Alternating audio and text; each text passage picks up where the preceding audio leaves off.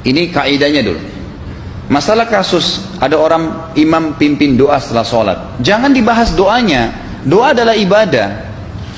Tapi begini, sebelum anda kerjakan satu ibadah, tanya, saya mau ziarah kubur. Jangan ziarah kubur sebelum anda tanya bagaimana Rasulullah SAW ziarah kubur, agar jangan anda buat-buat ziarah kubur itu. Adanya orang taruh kembang di kuburan, siram air, buat batu nisan, pasang lampu, baca zikir-zikir di sana, karena dia mau ziarah kubur semaunya sendiri.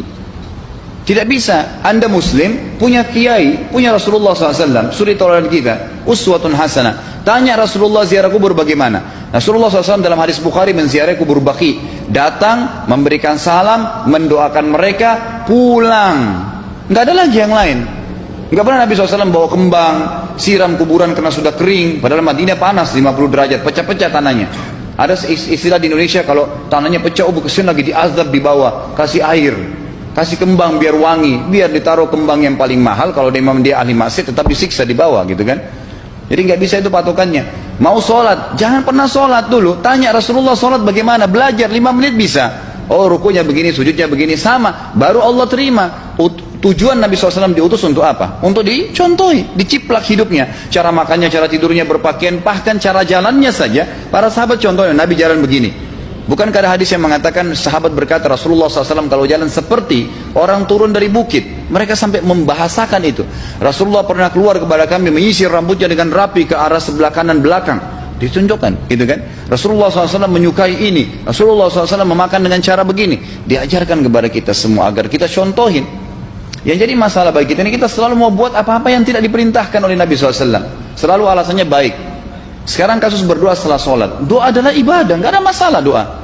Tapi kalau kita mau ikat antara sebuah ibadah dengan ibadah yang lain, tanya dulu, Rasulullah pernah ikat nggak? Pernah pertemukan nggak?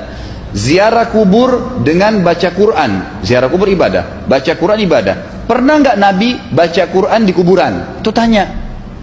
Nggak ada riwayat Nabi SAW pernah baca Al-Fatihah untuk orang mati atau baca di ayat Al-Quran. Datangkan dalilnya coba. Tidak ada satu hadis pun menjelaskan masalah itu. Lalu kenapa anda buat? Oh, karena saya mau buat ibadah. Baik, ibadah yang Nabi ajarin, salam, doain, selesai. Jangan lebih daripada itu. Masa anda lebih pintar dari Nabi Muhammad SAW? Habis sholat, memang paket yang Nabi tawarkan, yang beliau selalu kerjakan adalah zikir setelah sholat, dengan zikir sholat yang sudah masyhur, istighfar, kemudian baca Allahumma antas salam, sampai membaca ayat kursi, al-ikhlas, al-falaq, an-nas, baca subhanallah, alhamdulillah, Allah akbar 33 kali, sampai terakhir baca digenapkan la ilaha illallah wahdahu la syarika. Selesai itu semua hadis Nabi SAW menjelaskan setelah sholat, Rasulullah SAW langsung berdiri. Memang beliau tidak pernah berdoa habis sholat 5 waktu itu. Memang begitu. Bukan doanya yang jadi masalah, bukan. Karena Rasulullah tidak kerjakan, jadi kita tidak kerjakan. Saya tekankan dalam pengajian saya, kalau anda punya hajat berdoa, berdoalah setelah sholat ba'diyah. Insya Allah aman. Karena sudah lepas dari paket yang Nabi tentukan. Selama Rasulullah SAW sudah mencontohkan dan memerintahkan sebuah perbuatan, ditentukan tempatnya, jumlahnya, waktunya, jangan pernah dilanggar. Habis sholat bacalah subhanallah 33, alhamdulillah 33, Allah akbar 33. Jangan anda bilang saya bisa baca 100. Loh, Rasulullah suruh 33 kok. Ditentukan, jangan lebih pintar. Nanti setelah sholat, jangan ikutkan dengan paket rangkaian sholat ini. Di luar waktu sholat anda membaca 100, silahkan. Karena nggak ada penekanan di situ. Kalau ada penekanan waktu, tempat, dan jumlah, jangan dibantah. Anda pengikut Rasulullah atau bukan, gitu kan? Harus jadi jelas. Yang membuat umat ini di Indonesia juga jadi masalah sekarang, karena mau buat sendiri, semaunya sendiri. Kenapa akhi, kenapa Pak Kiai, kenapa Habib, kenapa Ustadz, kenapa buat ini? Bukankah Rasulullah tidak mencontohkan? Oh, nggak apa-apa, ini kan baik. Loh, kalau semua orang berkata seperti anda, apa yang tertinggal dari agama kita?